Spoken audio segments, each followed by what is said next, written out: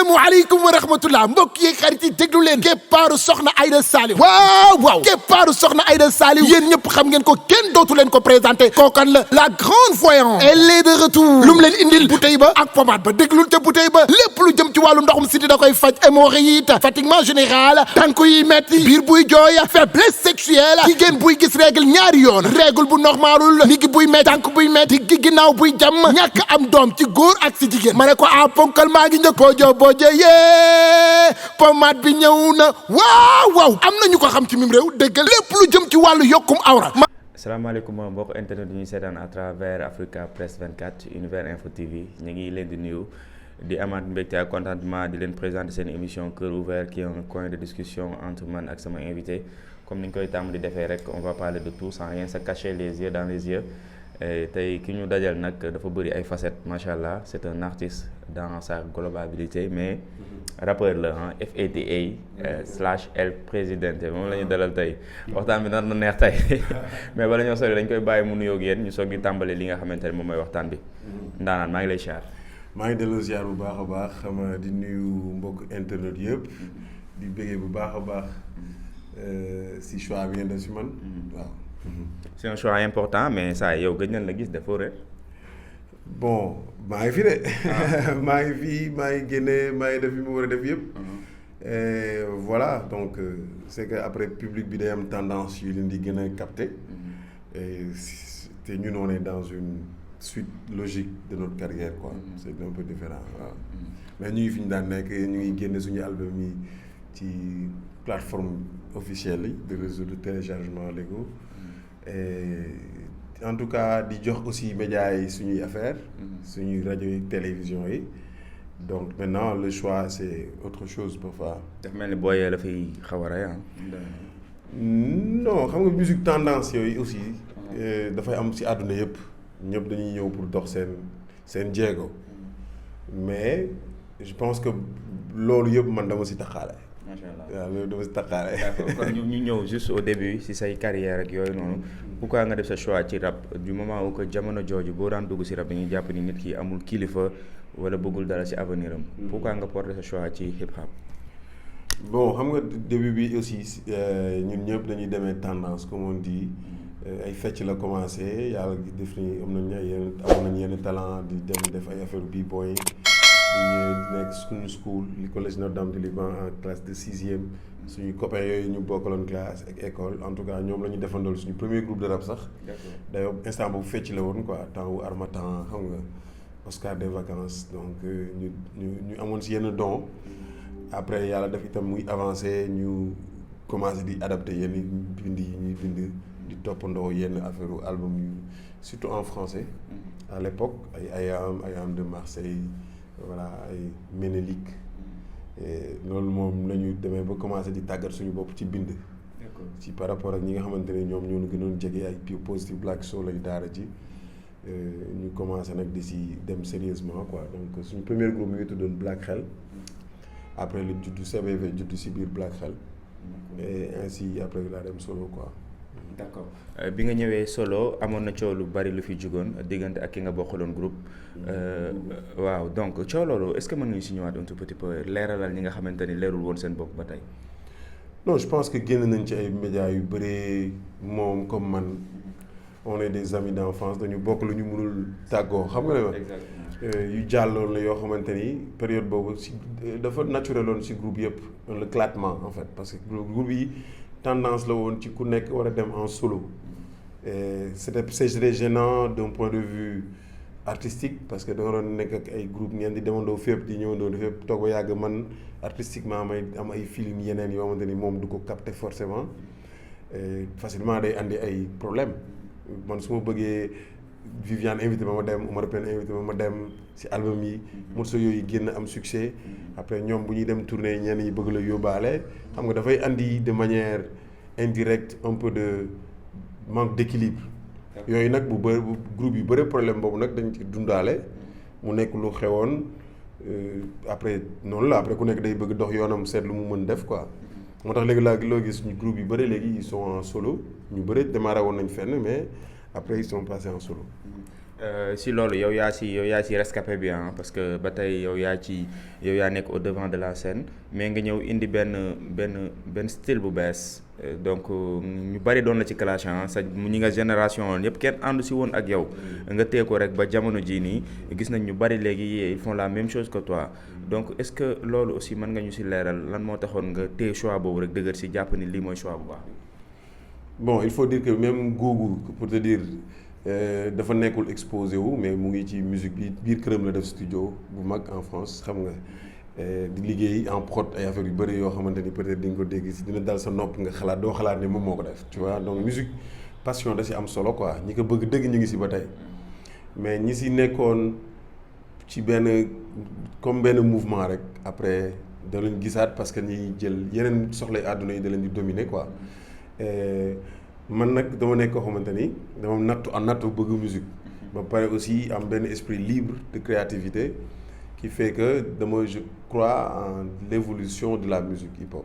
de la musique urbaine de manière générale parce que gëm naa ni nii la juddoo fii la jógee bi ma demee ba di ko adapté noonu boobu xàmmeegu ma bu baax bi ma demee ba commencé xàmmee tamit tuuti rek dama ne attends ñun waruñu def lii dañu war a def lu niroog ñun te loolu yàgg na dafa dëkk si samay lyrics yu bëri yu bëri dama ko doon wax di ko signaler di ko defaale mu créer benn malentendu ak le monde hip hop ils ont perdu du temps à parler contre man alors que moi je parlais d'une idéologie te loolu tey su ma koy xool tey ci dëkku bi ma koy wax la dëkk yu mel ni ay Nigéria suñu ay fans lañu woon fans suñu gars yi ñu jiitu woon lañu mais léegi tey ñun ñooy seen ay fans parce que ñoom ils sont en train de sillonner le monde donc retard boobu nag gap boobu moom moo désolant doo ci nekk tey naan da ngay fier parce que c'était un signal qu'il fallait suivre qu'il fallait xam nga bu ñu waroon jox idée jox ko contenu mu nekk une industrie te je pense que c'est là où on a failli. c'est là où on a failli jamono jooju noonu li ñu daan acharné wu contre yow dafa bari da nga à un moment donné da nga jàppoon ni ñii dañ la bañ wala lan la exactement da nga doon déranger wala. non mu day dem ba nuróog acharnement affaire bu personnel loolu mooy erreur bi quoi parce que it's just music xam nga man demoon naa ba benn instant amoon naa benn feature bu ma defoon sax ak kii Papa Ndiaye la woon xaw ma Babacar Seck Just Music Club ma si wax naan musique rap boole kaag lu la neex xam nga du dara ay musique kese la musique la rek c'était un peu day dem ba day nuróog moqué man tamit quoi c'est dafa doon dem ba nuróog moqué alors que du loolu c'était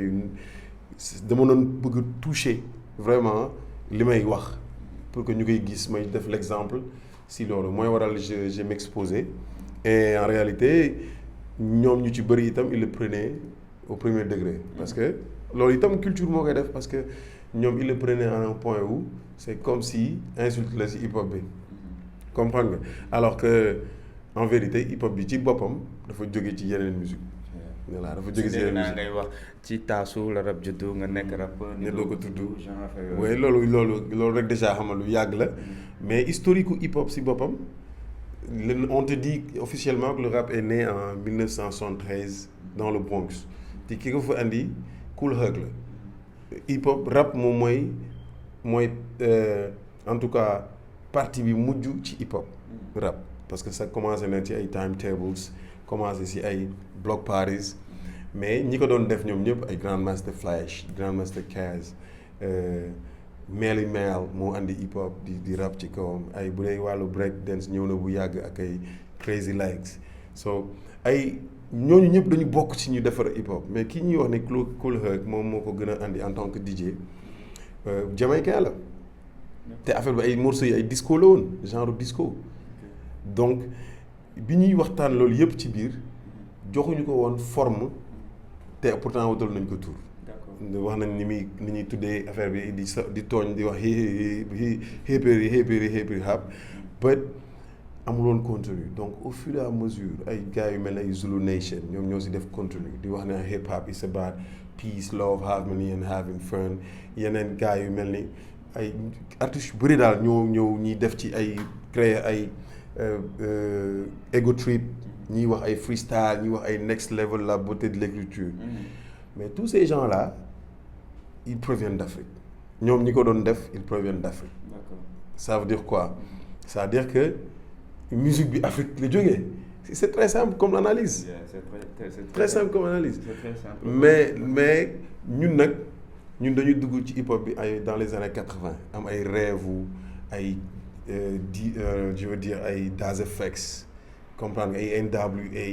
ñun dañ doon bëgg jël hip hop bi adapté ko à l'époque casquette xam nga wane ne ñun bokk nañ. voilà wane ne ñun bokk nañ mais léegi loolu mën nga ko nangu ci benn virus bu lay dugg quoi xam nga mais boo demee ba jël vaccin yu baax yi. waaw xam nga da ngay. ci vaccin yu baax yooyu noonu nga continuer ba yemoo woon ci def musique rek mais da nga daan produire di def ay émissions lu su mel ni hip hop feeling nga ko daan def à la 2STV am na ay boy yu bari yoo xam ne yow yaa leen révélé on peut prendre l'exemple de Canabasse Dip et cetera donc système boobu aussi tamit nga créé pour hip hop bi est-ce que à un moment donné doo toog nga jàpp ni au moins tu as fait quelque chose pour le rap galsen ak boo gisee booy di produire yenn affaires yi aussi que ça fait. non loolu dafa leer loolu leer na maanaam da ngay dem ba benn moment doo xàmmeete ñan ñoo daan ñëw hip hop feeling te pourtant ay mag lañ léegi ñenn ñi duñ la ko wax si théâtre yi may gis nii ci acteurs yi man maa leen di seetaan am na si ku ma si jege ne ma saay man ñëw naa hip hop feeling ñu dàq ma de donc affaire la boo xamante ni woon te dafa commencé si rajo Envie FM mu nekkoon émission bu am succès boo yëpp di ñëw di jógee fu nekk téema Géejawaay Caaro yi fu ne demoon na ba benn moment dañ daan rang pour dugg si émission bi et loolu mënuñ ko wax te du ñuy saluer sama créativité parce que man maa doon jël booy au téléphone ku mënul ñëw woote MC bu dugg ma jox ko kenn mu freestyle ci micro yi en ligne ñenn ñi bu ñu nekkulee foofu ku nekk bu wootee ma jël ñaari appel ñu baaral xam nga mu tombeek juste après loolu dama ciy remercier Mamles Camara parce que j'avais pas fait de radio à l'époque te waaw non ku am confiance ku lay joxe confiance la mën a gëm aussi innovation juste après 2006 le 2S ubbi donc j'ai juste transposé cette émission à la télé mu nekk hip hop feeling nekk émission tamit boo xamante ni c'était vraiment innovant booy yi def ko plateforme te loolu yëpp nag je peux dire que le fait que j'ai voyagé très tôt moo ma permettre ma mën a di indi idées yi yenn concepts yi comprendre nga loolu c'est pour développer un peu et la culture mais aussi de montrer les talents cachés mais comme li ma la wax rek boo demee ba commencer di màgg di comprendre di tukki nekkatuma mën si dem Amérique dañ seen Jay-Z daw daa ko photo ko xam nga ñu dend affaire yooyu nekkatuma foofu comprendre nga dama gëm ne américains yi ñu ngi créer ay structures yoo xamante ni ñu ngi bëgg pour si sa DNA yi ñu xam fan nga jógee ci Afrique ñoom ñëpp ñu ñafe di fay léegi pour di dem di retrouver seen ay dëkk am naa si exemple bu gën a patent si Albouri Ndiaye sëtam boo xamante ni mooy Anna Kingsley mooy doomam bu ndaw sëtam bu ndaw moom na ñu ngi ko jàppee woon fii Tëngéej moom 13 ans jigéen ñu yóbbu ko Cuba bu ñu ko yóbbee Cuba maître am moo dem ba bëgg ko am ak moom njaboot maanaam jaam bu mu goreel. D'accord. moom la ñu tuddee Anna Kingsley tey Anna Kingsley gars yi dañuy jóge fu ne si àdduna dem di visiter foofu kooku mi ngi tudd Anta Ma Jigéen Njaay pour te dire kooku moo juddu moom moo jur ay yi ngay dégg surtout Albouri ba jur Aly Ngouille Ndiaye donc kooku mu ngi fi ni may wax ak yow péri donc c'est pour dire que ay choix ay idées yu concrètes yu leer naññi ne ñoom fi lañu jógee dafa leer mais ñoom aussi dañ lay wax ne la everything bi lépp fii la jógee xam nga soo léegi gisuma complexe jaay bandilu bi gërëlu bi si hip hop bi waaw parce que culture yi waaw dangal bi yooyu yëpp bu ma gisee sax taasukat yi bu ñuy werante ci taasu bu dëgër ak bu nooy c'est parce que xam-xam wax yi dafa àndul ak xam-xam quoi. mais boobu dinañ si ñëw boobu yow. waaw je suis bien placé pour. àndul ak xam-xam quoi parce que bu ànd ak xam-xam en réalité flow la rek discussion flow lañ doon discuter noonu. waaw xam nga hip hop dafa àndaale yu bëri yoo xamante ni dañu jël temps wane ko mooy attitude. waaw dañuy wane attitude mooy expression corporelle bi ngay mën a wane ni yow mi hip hopeur nga si gestes yi lépp dafa historique lépp dafa am fu mu jógee ci nit ñi jaam yi ni ñu nekkaan bëgg lekk du ñu lekk di fëgg bunt yi ba muy joxe benn son bu hip hop comprendre nga lépp dafa am fu mu jógee. Maintenant bu fekkee dañuy continuer ñun sénégalais yi di adapter cette musique qui évolue ñu tuddee ko drill suba ñu tuddee ko trap gannaaw suba ñoom américains yi parce qu'ils font leur succès ñun duñu comprendre fan la loolu jóge ci ñoom ay crip fecc crip da ngay gis ne américains yi bu ñu reyee nit lañ koy fecc mais da ngay gis booy léegi ci seen clip yi ñu koy fecc di jël seen tànk yi di def ay yenn affaire te mosuñu jege rey nit comprendre nga donc histoire yu am bu ci nekk fu mu jógee la te boo amul culture doo ko xam. Exactement donc Univers Info TV vous êtes dans votre émission Cœur Ouvert ku ñu invité comme ni ma leen ko waxee Fata la El Presidente ñuy waxtaan ci lu bari mais bëgg naa ñu waxtaan un tout petit peu sa diggante ak Nit Doff c'est quoi le problème exactement. non man nag amul problème franchement ak. Fata am ngeen problème. non xam nga problème ñaar a koy am. da nga ragal waa ji day altéru de. saa ñun xam nga ña lañ seqaloon ay rapajo boobu kenn waxul woon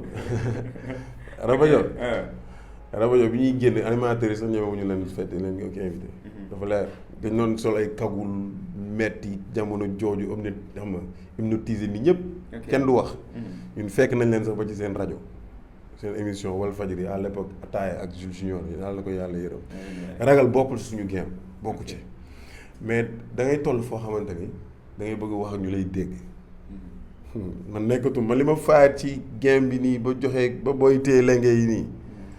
non nekkatuma di ko werante dëgg la bu wér da ngay bëgg dugg. bëggoo da ngay mbas parce que dañ lay romb par force. looloo fi nekk c'est-à-dire nekkatul si temps may jéem a défendre luy vrai ak lu vrai dama ko dajoon naa ko ba pare quoi daj naa ko ci tudde nañ ma fi Fatou Ñing góor jigéen sama Fatou doomu ndag góoru ndar you know what I mean so loolu lépp ci kaw musique du tey laay taxaw di werenteeti quoi moo tax ma ne du ma lenn rek moo am moo doon dama doon rafraîchir mémoire nit ñi Sénégal dañuy gaaw a fàtte fii ku fi ñëw dafa am jéego bu mu def ci hip hop bi ay Positive Black Soul ay Awadi Dégeti taf noonu xam nga taf noonu démb rek su ma la déglulee audio mi mooy booy da ngeen war a génn leen ngeen di def musique ñëpp Maxi Crazy yi gis nañ États-Unis yàggul léegi ñoo bokk état bi ñu nekk dem naa ba seeti ko këram mu ñëw sama gaale grand dañuy leen génne xumaan dama koy tooñ da leen génne Bibson génne leen produit yi you know what I mean parce que dafay tax nit ñi di fàttaliku yéenay ñan comprendre nga ñi nekkoon ci animation bi di génn di waxaale loolu moo doxal industrie nigérienne bi tey ci musique mais du xeexu entre ñun parce que on a un seul dénominateur commun mooy la musique urbaine vrai ou faux du man pour man Sénégal dafa ndaw boo xamante ni xam nga fii nekk fi ponkal sax doo ponkal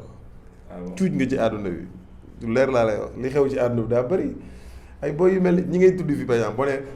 boy yi fi nekk tey boy yëpp ñoo mag vraiment pratiquement vraiment yi di toj àdduna bi nga xamante ne day tukki ci ay jet privé di dem fu ne si àdduna bi di mais vraiment 22 ans la donc am musique di affaire bu mag ak dépassement ak rawante comprendre nga parce que compétition bi c'est au-delà du pays xeweewul fii. kon loolu ngay soucié wu moo tax lu raar nga def parler avec lui ouvertement directement pour lui faire comprendre li nga xamante ni moom mooy réalité musique. waaw parce que pour man concurrence bi feneen la. du man ak yow du man du ma bëgg sax di prononcer turam si yenn affaire parce que du daray ay ragal ak yooyu mais dafa bas le niveau est trop bas pour de discuter kuy vrai ak kuy faux kan mooy guerrier kan moo dul guerrier ñun fi ñu toll bu fi yemee sax dañuy sant parce que def nañ legacy créé nañu ay plateformes yu jàppale ay jeunes yu dem te ñu ngi produire man bi ma ñëwee dama teg sama studio Taf Label di ci def ay contenu audiovisuel mais aussi di jàppale jeunes yi di leen defal clip di leen may ay son tu vois sans rien gagner en retour je le fais parce que dama bëgg musique je suis passionné mais quant à ay discussion benn nii non du ma am temps bi. depuis sa sortie tontu na la wala woo na la ouvert directement wax ak yow wala. non franchement. je suis même pas assez informé si yooyu noonu man bi ma koy def audio bi mi nga fekk Atlanta vidéo bi ma koy def man ma fekk ma nekk Atlanta mais yàlla xam na ni dañ ma ci wax intercepté wax ma si interpellé si lu bëri quoi pour ma wax si parce que lii courant la buy dem te courant du sondeel courant la maanaam dafa maas boo yëpp te xale yi jigéen si dëkk bi nit ñi daf leen neex maintenant dafay yàq hip hop bi foofu la gars yi toll dafay yàq hip hop bi comprendre mais le truc c'est que ñu nangu ne ñun lii la ñu war a def loolu gëm-gëm la dafay teggi complexe xam nga gëm-gëm dafay dindi complexe mais bu fekkee yow ba tey da nga nekk di 15 affaire américain yi comprendre nga dafay naq dañu dindi ko sa bopp te loolu waxuma la sax si par rapport ak moom mais même jeunes yi nga xamante ne ñu ngi rap di def ay drill di ko def comme les américains ils n'ont encore rien compris il faut ressembler en soi c'est-à-dire il faut nga nuroog sa bopp nuroog sa culture rythmiquement xam nga rythmiquement ngay def lu jege lu la jege mais pas essayer d'être comme un autre c'est ça. D'accord am na solo dégg ngeen leeral yi mu indi par rapport à ça donc ci ma fàttali leen rek que ci affaire musique bi ci mbirum taasu day yàq rap du yàq rap amoon na benn sortie bu mu ci defoon benn sortie bu viral ci internet bi di expliquer par rapport ak choix yi nga xamante ni moom la rappeur sénégalais yi war a def te loolu tontu bi nga ko doon apporter c'est directement ak ki nga xamante ne moom mooy Nit Dof ñu koy nuyuwaale au passage da ngeen leeral yi nga xamante ni el président leeral na ko donc je vous laisse juste le soin ku nekk xool li nga xamante ni moom mooy argument pour mën a jàpp li mu wax ndax loolu la wala du loolu c'est à vous de choisir donc ñu ñëw ci deuxième partie émission bi ñu ngi jégalu nag ci temps bi ñu la jëlal xam naa ne yaa ngi war a dugg ci jowe tout mais ñu gis ni ci sa carrière bëri na ay musique son yoo xamante ni def nga ko sénégalais yi adopté ko mu neex loolu. asalaamaaleykum wa rahmatullah mbokk yi xarit yi déglu leen keppaaru soxna Aïda Saliou waaw keppaaru soxna Aïda Saliou yéen ñëpp xam ngeen ko kenn dootu leen ko présenté kookan la grande voyante elle est de retour lu mu leen indil bouteille ba ak pommade ba déglul te bouteille ba lépp lu jëm ci wàllu ndoxum siti da koy faj hémorroïde fatiguement général tànk yi metti biir buy jooy faiblesse sexuelle jigéen buy gis règle ñaari yoon règle bu normalul nigi buy metti tànk buy metti gi ginnaaw buy jàmm ñàkk am doom ci góor ak si jigéen ma ne ko a ponkal maa ngi njëkk bojo yee pommade bi ñëw na waaw am na ñu ko xam ci mim réew déggal lépp lu jëm ci wàllu yokkum awra maanaam longueur ak largeur